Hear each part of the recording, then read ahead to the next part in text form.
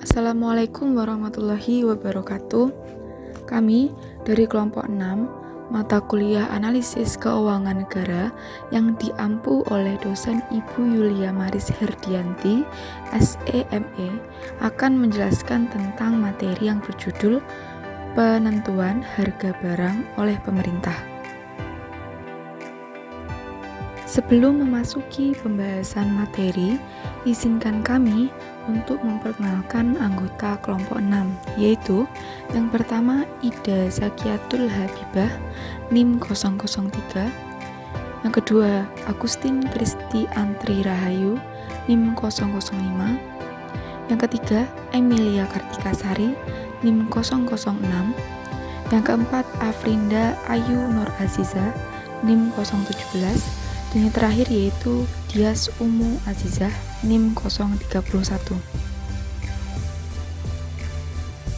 Adapun subbab-subbab yang akan kami bahas di dalam video kali ini yaitu yang pertama, penentuan harga barang-barang publik, yang kedua, kebijakan harga hasil pertanian, dan yang ketiga, kurs devisa, dan yang keempat yaitu penentuan harga angkutan umum. Pembahasan yang pertama yaitu penentuan harga barang-barang publik oleh Dias Umu Azizah, NIM 031. Campur tangan pemerintah dalam perekonomian umumnya berupa pengenaan pajak dan pemberian subsidi, serta menentukan harga maksimum atas barang dan jasa demi menjamin kesejahteraan warganya. Bahkan, barang dan jasa yang dihasilkan oleh pemerintah dan yang semestinya dapat dijual di pasar, dapat dijual oleh pemerintah dengan harga tertentu atau dapat pula dijual dengan tanpa harga sama sekali. Jadi, tergantung pada tujuannya, pemerintah mempunyai beberapa pilihan berkaitan dengan keputusan penyediaan barang atau jasa antara lain. Yang pertama, menjual dengan harga pasar. Yang kedua, dijual dengan tingkat harga tertentu yang berbeda dengan harga pasar. Dan yang ketiga, diberikan secara gratis kepada para konsumennya. Selanjutnya, tugas pemerintah terhadap barang publik. Pada dasarnya, tugas pemerintah adalah menyediakan barang untuk kepentingan orang banyak dengan harga murah. Dengan demikian, pemerintah akan ditekan oleh kekuatan politik untuk tidak mengambil keuntungan dari barang atau jasa yang dihasilkannya. Itulah sebabnya pemerintah seringkali menetapkan harga di bawah tingkat harga yang sebenarnya untuk memberikan perlindungan kepada konsumen tersebut. Untuk konsekuensinya, keputusan pemerintah ini menimbulkan ketidakefisienan atau terjadi pemborosan apabila dipandang dari ilmu ekonomi, karena konsumen menilai barang atau jasa yang disediakan oleh pemerintah terlalu mudah diperoleh. Kemudian contoh-contoh public utilities. Contoh yang dapat digunakan adalah penyediaan public utilities oleh pemerintah seperti air minum dan listrik. Pemerintah tidak diharapkan untuk memperoleh keuntungan dari penyediaan barang yang dibutuhkan oleh masyarakat banyak itu, sehingga pemerintah dapat menetapkan harga tertinggi. Pemerintah hanya menutup biaya totalnya yang mengakibatkan perusahaan-perusahaan pemerintah penyedia barang public utilities akan tetap dapat berjalan tanpa mengalami kerugian. Akan tetapi, situasi penyediaan public utilities tersebut tidak berlaku untuk seluruh barang dan jasa yang disediakan oleh pemerintah. Pembahasan yang kedua yaitu kebijakan harga hasil pertanian oleh Agustin Kristi Antri Rahayu, NIM 005. Kebijakan harga adalah suatu kebijakan yang digunakan oleh pemerintah untuk mempengaruhi harga produk tertentu. Dalam hal ini adalah hasil pertanian. Tujuan pemerintah menetapkan harga hasil pertanian untuk mencapai sasaran rencana pembangunan seperti mendorong produksi dengan memberikan arah dan tujuan pada jumlah produksi, memelihara kestabilan ekonomi khususnya pada harga hasil pertanian terutama pada tingkat petani, dan meningkatkan pendapatan petani melalui perbaikan dasar tukar. Ada 3 hal yang harus diperhatikan oleh pemerintah dalam menetapkan kebijakan harga. Yang pertama, tingkat dasar pembelian, di mana dalam hal ini pemerintah harus memperhatikan baik untuk pihak konsumen maupun untuk pihak produsen. Yang termasuk dalam dasar harga pembelian ada 3 hal. Yang pertama, support price yang biasanya ditentukan pada awal tahun, di mana hal ini digunakan untuk jaminan petani.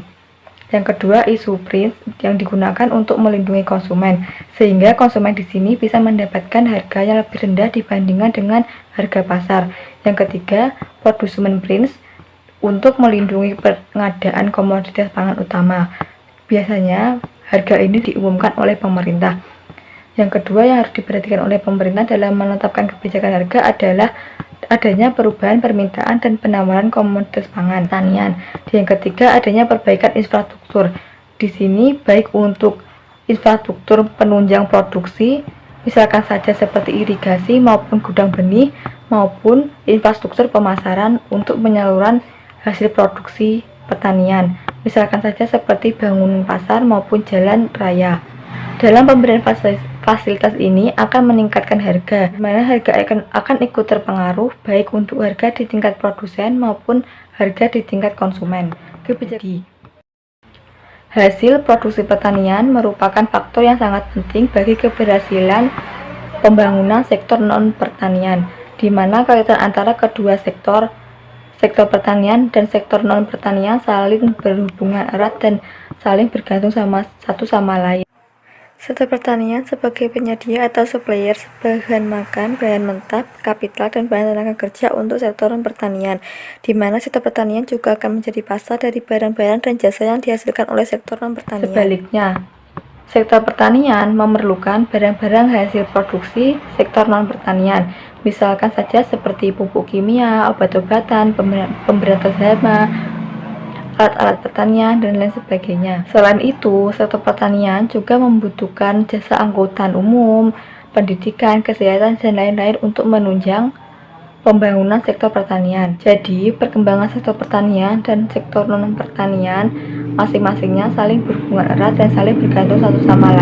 Kebijakan harga dibagi menjadi dua, yaitu kebijakan harga positif dan kebijakan harga negatif. Kebijakan harga positif adalah suatu kebijakan harga yang dapat mendorong peningkatan produksi, sedangkan harga negatif adalah suatu kebijakan harga yang justru dapat menekan produksi pertanian. Sebelum membahas kebijakan harga tersebut, kita harus mengetahui pengertian tentang fungsi produksi dan fungsi penawaran. Penawaran menunjukkan jumlah barang yang ditawarkan pada berbagai tingkat harga dari barang tersebut, di mana hukum penawaran menyatakan bahwa semakin tinggi harga, maka jumlah barang yang ditawarkan juga akan naik. Dan sebaliknya, semakin rendah harga, maka jumlah barang yang ditawarkan akan ikut turun. Rumus dari fungsi penawaran adalah QA sama dengan F dalam kurung PA, S, F, X, T, di mana QA adalah jumlah barang A yang ditawarkan, PA adalah harga barang, S adalah jumlah input yang tersedia, F adalah keadaan alam, X adalah pajak atau subsidi, dan T adalah tingkat teknologi. Itu kurva penawaran digambarkan sebagai garis ke kanan atas. Dalam gambar ini bisa dilihat harga adalah PO dan QO adalah jumlah barang yang ditawarkan, di mana ketika harga barang naik dari PO menjadi P1, jumlah barang yang ditawarkan juga akan ikut naik dari Q0 menjadi Q1. Dengan mengetahui fungsi penawaran, pemerintah dapat mempengaruhi jumlah harga yang ditawarkan atau dihasilkan. Di mana cara pemerintah untuk mempengaruhi harga tersebut, cara menetapkan harga yang lebih rendah ataupun harga yang lebih tinggi. Pemerintah menetapkan harga lebih tinggi, maka jumlah barang yang ditawarkan akan ikut naik. Dan jika pemerintah menetapkan harga rendah, maka jumlah barang yang ditawarkan akan ikut berkurang. Untuk menanggapi jumlah barang yang ditawarkan terhadap perubahan tingkat harga dapat diketahui dengan elastisitas penawaran. Apa itu elastisitas?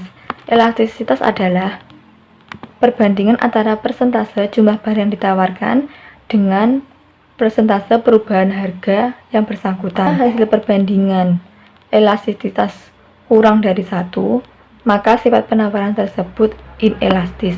Hasil perbandingan elastisitas sama dengan 1, maka sifat penawaran tersebut adalah unitari. Jika hasil perbandingan elastisitas lebih dari 1, maka sifat penawaran adalah elastis. Jika hasil perbandingan penawaran bersifat elastis, artinya penawaran perubahan harga yang sedikit saja dapat mempengaruhi harga dan dapat mendorong perubahan jumlah yang ditawarkan dalam presentasi yang lebih besar. Gambar dari kurva elastisitas adalah sebagai berikut. Ketika kurva penawaran melewati sumbu vertikal, maka memiliki koefisien elastisitas lebih dari 1. Dan jika penawaran melewati titik origin, maka memiliki sifat elastisitas sama dengan 1. Dan ketika kurva penawaran melewati sumbu horizontal, maka memiliki sifat koefisien elastisitas dari 1.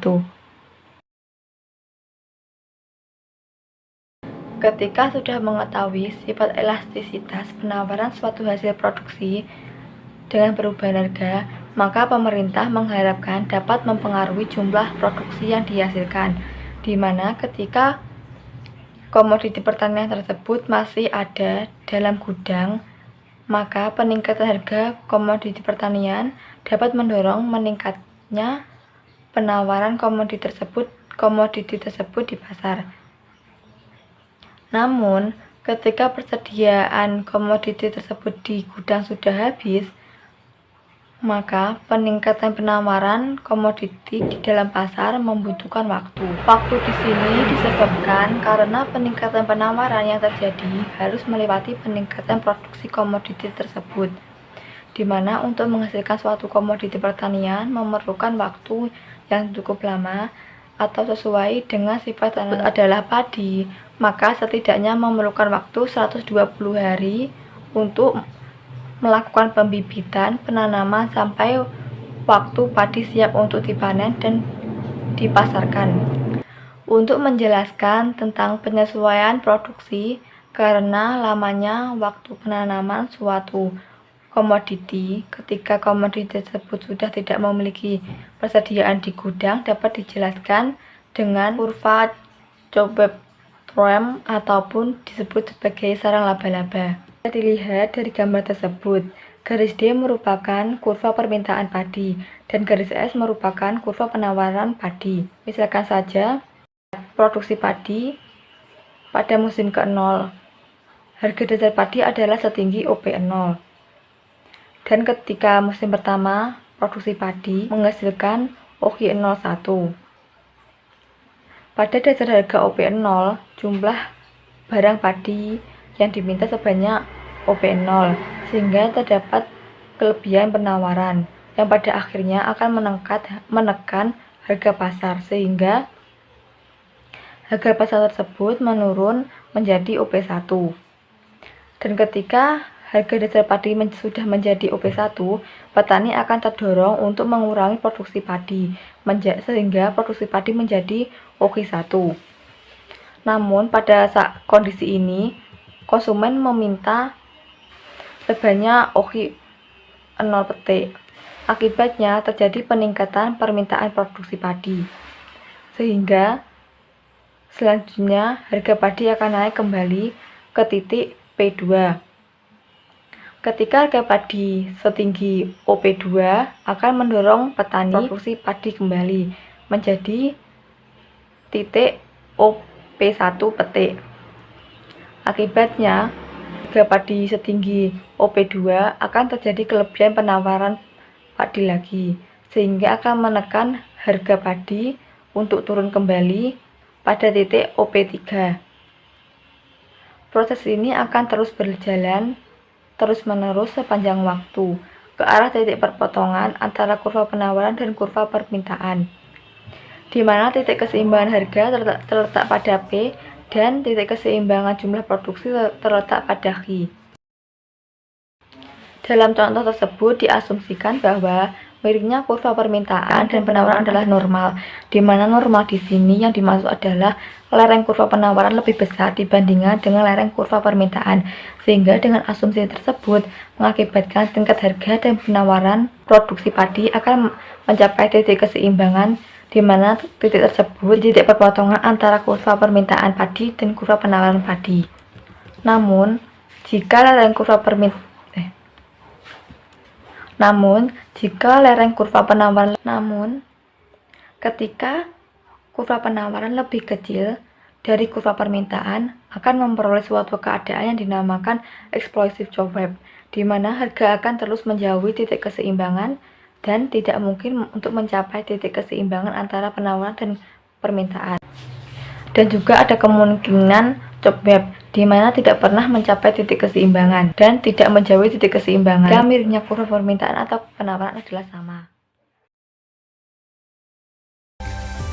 Pembahasan selanjutnya yaitu lanjutan dari kebijakan harga hasil pertanian oleh Afrinda Ayu Nur Azizah NIM 017. Kebijakan harga positif. Kebijakan harga positif dapat bertindak sebagai perangsang terhadap peningkatan produksi pertanian dan tentunya dapat dipakai untuk mempengaruhi komposisi produksi pertanian. Kebijakan positif dapat mendorong produksi pertanian untuk lebih efisien dengan memberikan jaminan harga yang lebih tinggi. Kebijakan harga positif pada umumnya berhasil meningkatkan produksi pertanian. Dengan adanya kebijakan harga positif, maka mau tidak mau akan membuat harga pangan dan harga bahan pertanian menjadi mahal, sehingga berakibat menahan laju perkembangan sektor non-pertanian.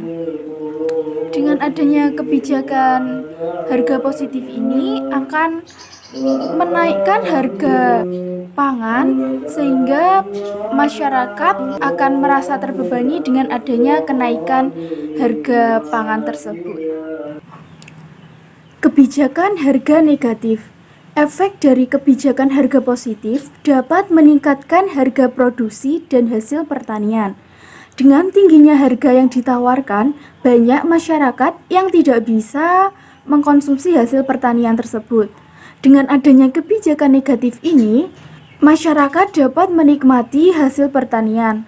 Untuk menurunkan harga tersebut, tingkat upah tenaga kerja ditekan agar sektor pertanian harganya menjadi lebih murah. Banyak negara berkembang membuat harga pangan dan produk pertanian lainnya tetap murah dengan maksud agar masyarakat tetap bisa menikmati harga pertanian tersebut. Seperti pengalaman Indonesia pada tahun 1960 sampai 1980-an membuktikan bahwa pangan khususnya beras telah menjadi komoditi penting, bahkan telah menjadi pembimbing harga dan harga beras menjadi patokan bagi barang-barang lain. Untuk mencegah agar produksi pertanian khususnya beras tidak merosot dengan adanya kebijakan harga negatif ini, pemerintah mengenalkan program studi input dibarengi dengan program penyuluhan pertanian yang intensif dan pembangunan sistem irigasi.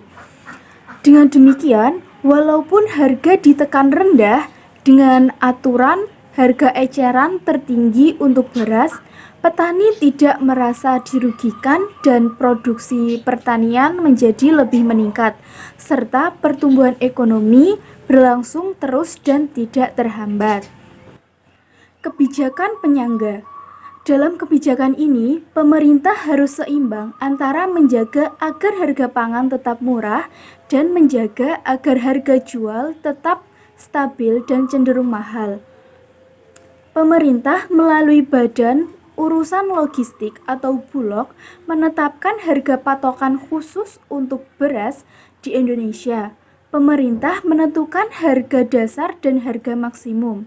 Harga dasar untuk melindungi para produsen agar tidak turun lebih rendah, sedangkan harga maksimum untuk melindungi konsumen agar harga pangan tidak mahal. Untuk mencegah penurunan harga, pemerintah melalui Bulog melakukan operasi pembelian pasar langsung maupun di koperasi unit desa. Apabila terjadi kenaikan harga, Bulog harus membongkar persediaan dan menjual ke pasar karena ada tambahan penawaran. Maka diharapkan harga tidak terlalu naik sehingga masyarakat dapat membeli hasil pertanian tersebut. Mekanisme kebijakan penyangga untuk pasar dalam keadaan seimbang. Bisa dilihat pada kurva 8.6. Katakanlah mula-mula pasar di dalam keadaan seimbang pada tingkat harga barang A setinggi PA0 dan jumlah yang diperjualbelikan di pasar setinggi QA0. Kemudian terjadi panen raya, maka kurva penawaran bergeser ke kanan, misalnya menjadi S1 dan harga cenderung turun sesuai dengan perpotongan antara D0 dan S1 yang ternyata akan lebih rendah daripada harga dasar PA2. Untuk mencegah supaya tidak terjadi turun di bawah harga standar, maka pemerintah melalui Bulog harus membeli hasil padi dari petani sehingga kurva permintaan pasar bergeser ke kanan menjadi D1 sampai memotong kurva penawaran S1 tepat pada harga dasar PA2. Pada kurva 8.7 itu menggambarkan mekanisme penyangga pada saat panen raya tiba. Dalam kurva tersebut dapat dilihat adanya pergeseran ke kiri dari S0 ke S1 dan harga terjadi pada perpotongan antara S1 dan D0 yang lebih tinggi daripada harga atas PA1.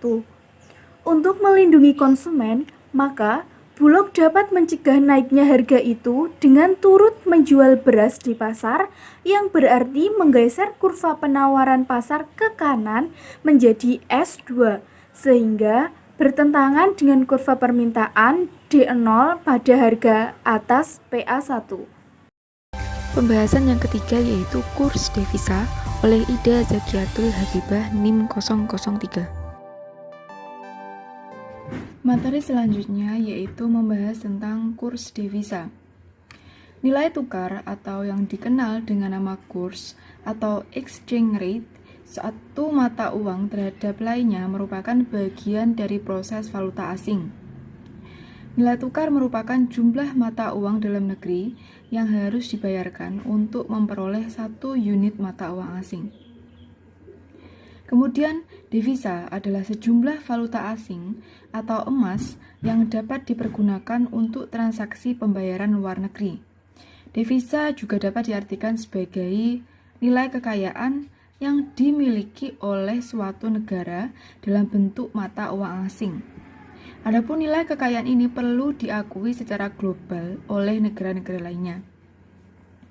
Kemudian, menurut Kuncoro, ada beberapa sistem kurs mata uang yang berlaku di perekonomian internasional, yaitu yang pertama, sistem kurs mengambang atau floating exchange rate, yaitu sistem kurs ini ditentukan oleh mekanisme pasar dengan atau tanpa upaya stabilisasi oleh otoritas moneter.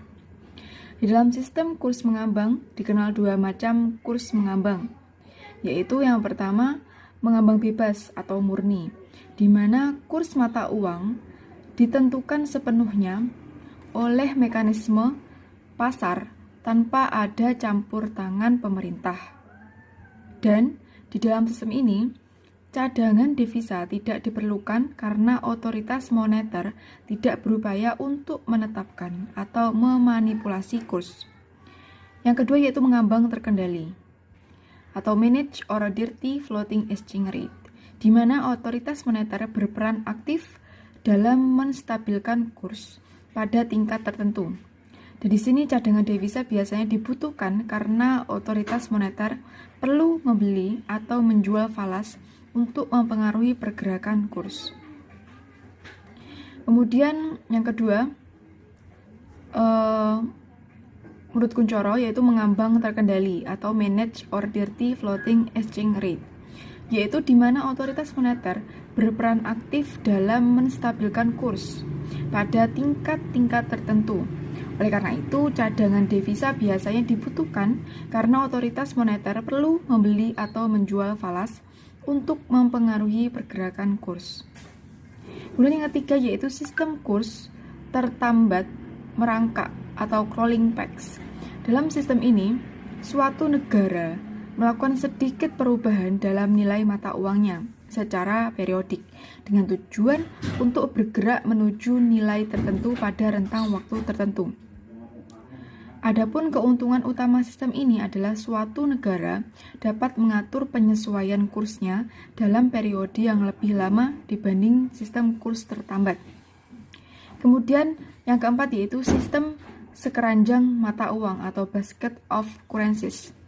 Keuntungan dari sistem ini adalah untuk menawarkan stabilitas mata uang suatu negara karena pergerakan mata uang disebar dalam sekeranjang mata uang. Kemudian yang terakhir yaitu sistem kurs tetap atau fixed exchange rate. Dalam sistem ini, suatu negara mengumumkan suatu kurs tertentu atas nama uangnya dan menjaga kurs ini dengan menyetujui untuk menjual atau membeli falas dalam jumlah tidak terbatas pada kurs tersebut. Pada umumnya, sistem devisa dapat dibagi menjadi dua, yaitu sistem devisa kontrol dan sistem devisa bebas. Pada devisa kontrol, umumnya devisa dimiliki oleh negara. Setiap perolehan devisa oleh masyarakat harus diserahkan kepada negara. Adapun penggunaan devisa juga harus memperoleh izin dari negara. Kemudian pada sistem devisa bebas, tidak ada pembatasan dalam melakukan transaksi devisa baik dilakukan oleh residen maupun non-residen. Pada dasarnya, kebijakan devisa suatu negara akan berkaitan erat dengan kebijakan nilai tukarnya. Kebijakan devisa bebas biasanya diikuti dengan kebijakan nilai tukar yang lebih fleksibel, baik managed floating maupun flexible exchange rate. Kemudian, sistem apakah yang diterapkan Indonesia pada kurs devisanya? Jawabannya yaitu sistem devisa Indonesia sejak tahun 1998 menganut sistem devisa mengambang atau floating exchange rate system, yang artinya kurs devisa dapat berubah-ubah sesuai dengan permintaan dan penawaran pasar akan valuta asing.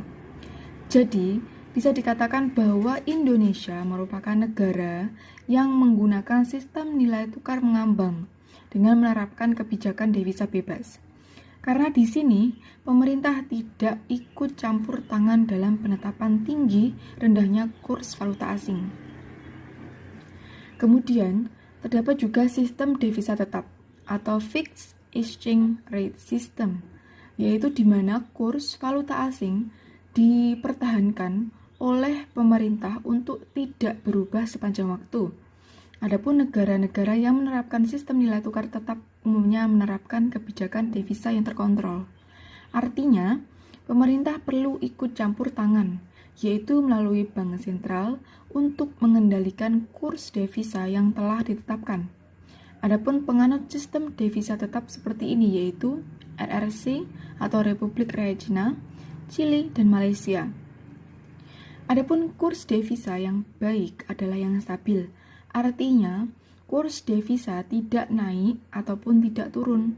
Dengan kurs devisa yang stabil, para eksportir dan para importir dapat melakukan perencanaan produksi dan perdagangan yang baik dan jelas. Apabila terjadi kenaikan kurs devisa, maka akan dibutuhkan lebih banyak rupiah untuk mendapatkan $1. Maka pihak importir yang akan dirugikan, sedangkan pihak eksportir yang diuntungkan.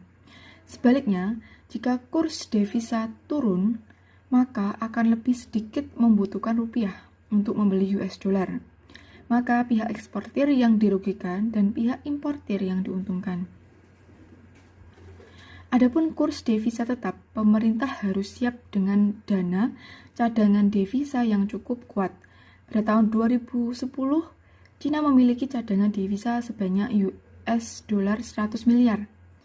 1.000 miliar $. Sedangkan Indonesia hanya memiliki sekitar 67 miliar $. Adapun manfaat dari cadangan devisa itu sendiri yaitu untuk melakukan pembelian valuta asing bila kurs devisa cenderung turun dan untuk dijual bila kurs devisa cadangan naik. Lalu pertanyaannya, mengapa Indonesia tidak menerapkan sistem devisa tetap?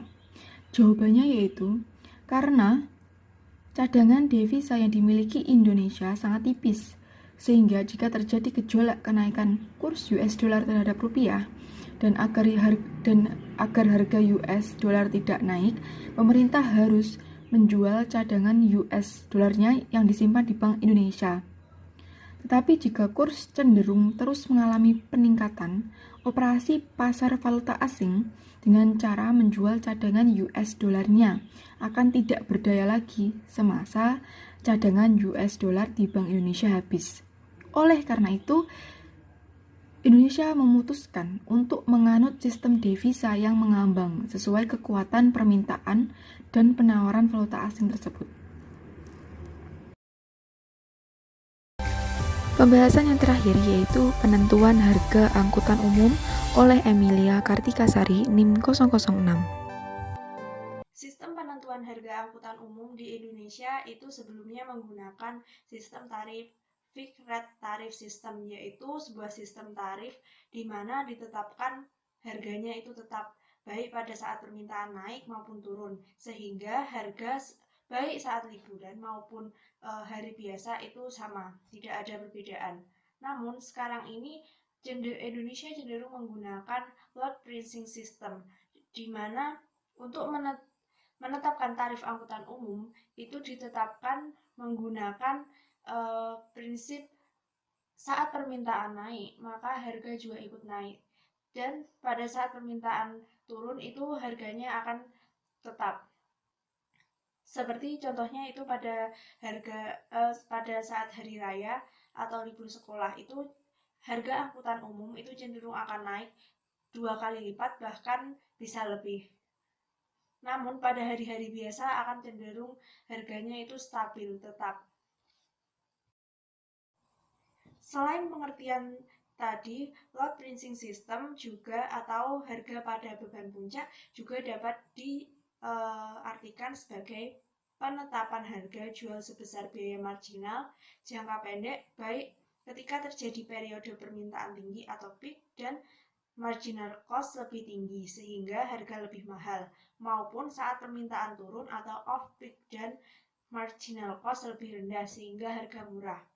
Itu dapat diartikan bahwa sama seperti pengertian yang awal tadi, harga angkutan umum di Indonesia itu akan cenderung naik harganya jika permintaan akan angkutan umum itu tinggi, seperti pada saat musim liburan ataupun hari raya. Namun pada saat hari-hari biasa itu cenderung akan stabil, sehingga hanya beberapa orang atau hanya masyarakat dari kalangan kelas atas atau yang memiliki pendapatan tinggi yang bisa mengakses harga tiket, karena tidak terjadi harga tiket itu cenderung naik pada saat permintaan tinggi, contohnya saat lebaran tadi.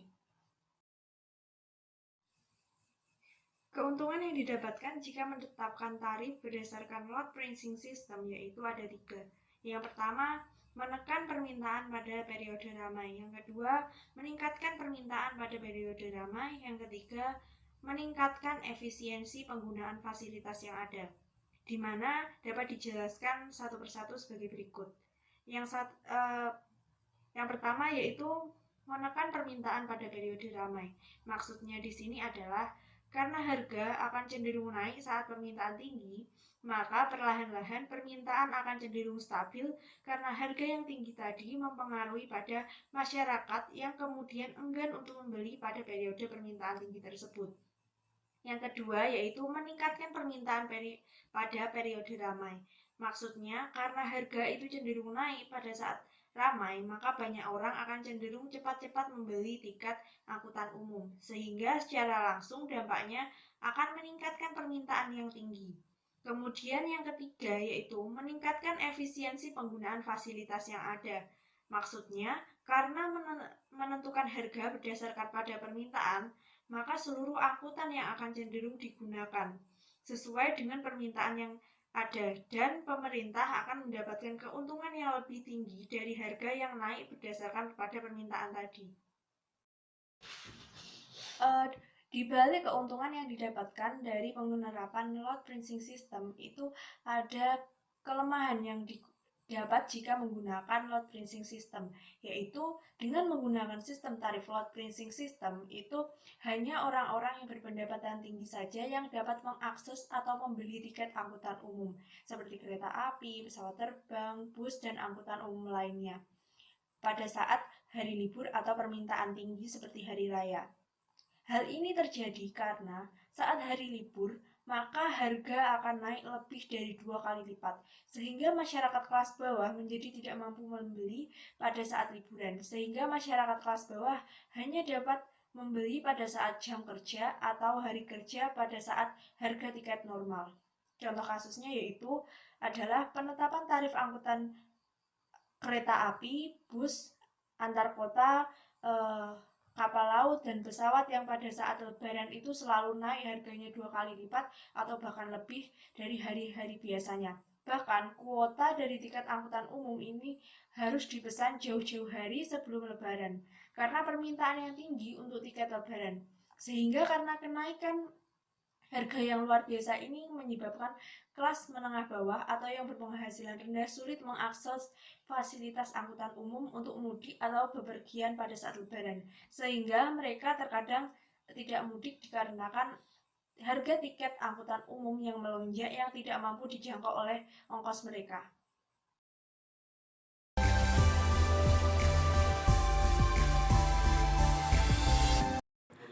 Jurnal ini membahas mengenai analisis penentuan tarif layanan bus kota berdasarkan marginal cost pricing, studi kasus Perum Damri Kota Surabaya.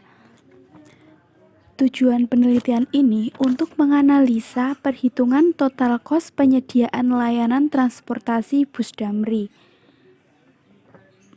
Metode yang digunakan menggunakan pendekatan marginal cost pricing. Jenis penelitiannya yaitu penelitian kualitatif deskriptif menggunakan data primer dan sekunder yang diperoleh melalui wawancara dan pengisian kuesioner. Adapun alasan penelitian ini untuk mencapai pembangunan fasilitas transportasi yang tercukupi dengan alokasi pembiayaan transportasi. Kelebihan dari jurnal ini, yang pertama, dalam penelitian ini menjabarkan apa saja yang mempengaruhi harga tarif bus, tidak hanya bahan bakar, namun juga layanan yang diberikan. Yang kedua, data atau perhitungan mengenai perolehan tarif dalam penelitian dijabarkan satu persatu sehingga bukan sekedar asumsi. Selain ada kelebihan, tentu saja terdapat kekurangan. Yang pertama, penulisan pada hasil penelitian kurang rapi sehingga sulit untuk dipahami. Yang kedua, kelemahan objek dan subjek penelitian kurang jelas mana yang diteliti sehingga menimbulkan beberapa penafsiran bagi pembaca. Yang ketiga, penelitian kualitatif deskriptif, penjabaran hasil kurang menggambarkan bagaimana hasil penelitian tersebut. Kemudian, hasil penelitian dari data yang didapatkan hasil dari perhitungan diketahui bahwa jika operasional atau produksi per bus umum adalah sebanyak 8.100 seat km per tahun dengan total kos sebesar 771.233.800 rupiah, maka biaya per seat km-nya adalah 91.082 rupiah. Biaya ini terbentuk dalam kondisi load factor sebesar 100%. Namun, hari-hari tertentu seperti hari libur akan lebih dari 100%. Apabila load factor lebih dari 100%, maka total cost-nya akan menurun. Kondisi ini disebabkan karena standar pelayanan transportasi yang disediakan untuk kapasitas load faktornya 100%. Apabila melebihi load faktor, akan berpengaruh pada kenyamanan konsumen. Dari hasil penelitian tersebut dapat disimpulkan bahwa dalam penentuan tarif layanan transportasi bus Perum Damri menghitung berdasarkan harga pokok angkutan ditambah dengan harga margin tertentu. Harga pokok angkutan dihitung dengan mengalikan total biaya dengan load faktor.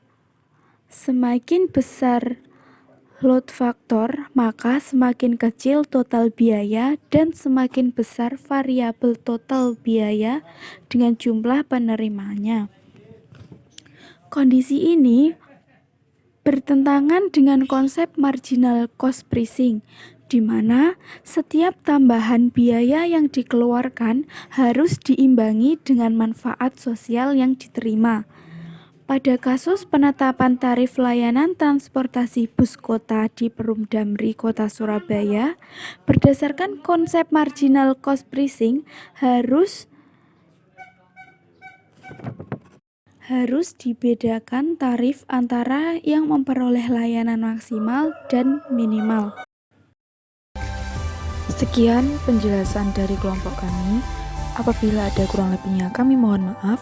Wassalamualaikum warahmatullahi wabarakatuh.